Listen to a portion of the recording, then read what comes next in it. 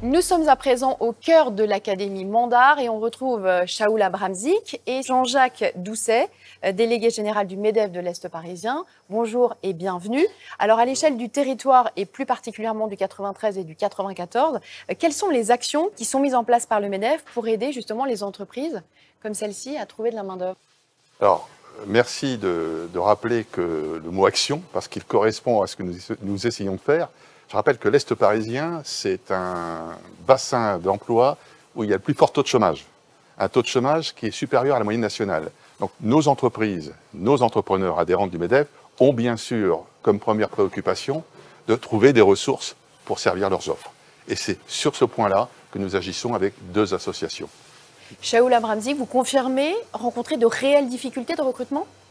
Oui, ce sont des difficultés qui existent depuis le début. Il n'y a pas d'école de formation en fruits et légumes. Il y a des initiatives qui sont créées.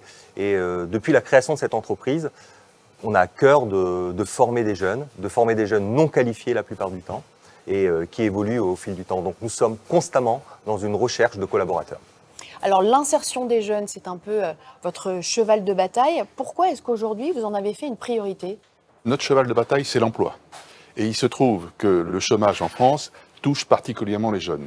Ce que nous faisons, sans nous substituer à des réseaux qui existent, je parle de Pôle emploi bien sûr, c'est d'essayer d'offrir aux chefs d'entreprise qui nous sollicitent d'autres sourcings, d'autres moyens d'aller chercher des jeunes quand c'est dans l'éducation nationale.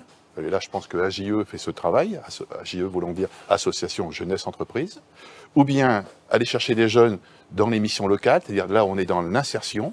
Ça peut être des jeunes qui sont en décrochage total et qui sont sortis de l'éducation nationale. Alors, je vous prends au mot. Imaginons que moi, entreprise, je sois à la recherche, par exemple, de 10 préparateurs de commandes. Comment est-ce que vous pourriez m'aider à répondre favorablement à ma demande? Bon exemple.